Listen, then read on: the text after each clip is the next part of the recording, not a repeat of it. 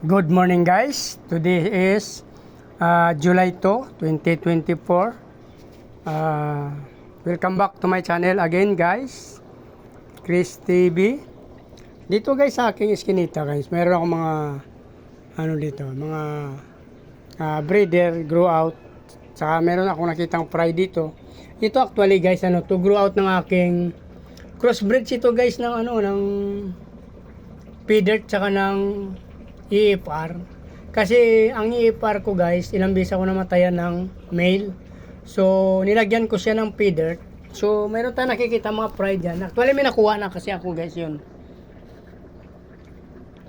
Ito na yung yung anak ng male na feeder at EFR na female. Actually hindi pa natin nasimot, meron pa tayong nakikita yan guys. Sisimutin pa natin yan. Ang gaganda ng ating mga grow out dyan guys.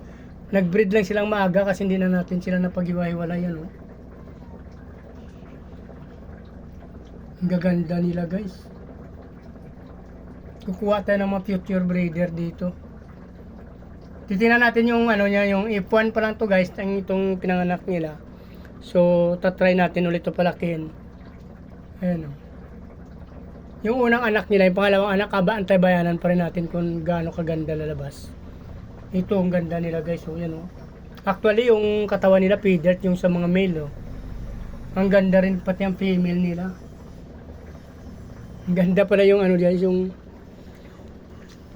yung crossbreed ng ating feeder tsaka EFR. Ganda nilang labas nila guys. So iwan ko lang kung ganun din kaganda sa video guys. Yan, sobrang makukulay sila yan. Ito yung kanilang fry. Mayroon pa naiwan, kukunin ko pa yan.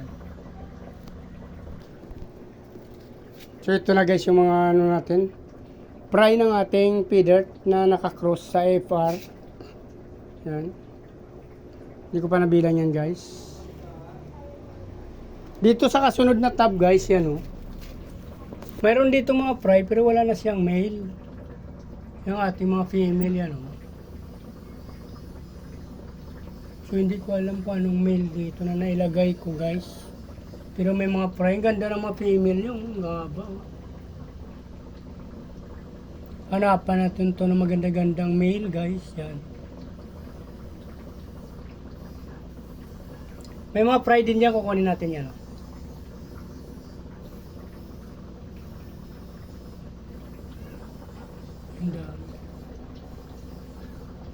So yun na guys, kukunin ko muna yung mga fry, update ko kayo ulit mamaya. So ayun na guys, ito yung nakuha natin mga fry guys. Hindi ko alam kung anong male na nailagay ko dito guys, kasi puro female na lang.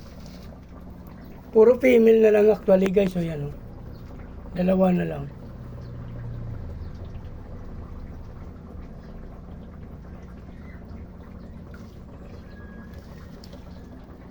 Ito yung fry na nakuha natin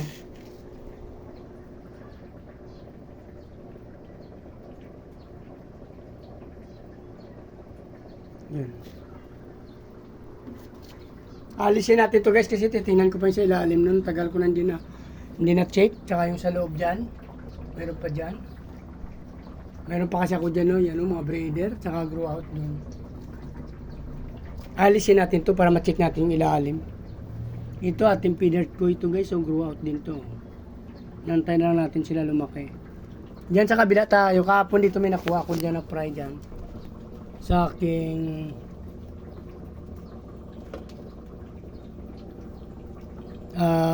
to guys.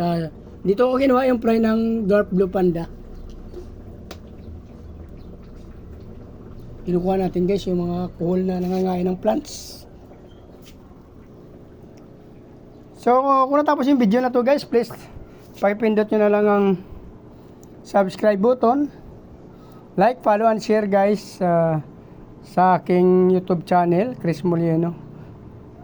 Maraming salamat sa patuloy na panood. Pakipollow nyo na rin yung aking Facebook page, Chris Molino guys. Maraming salamat.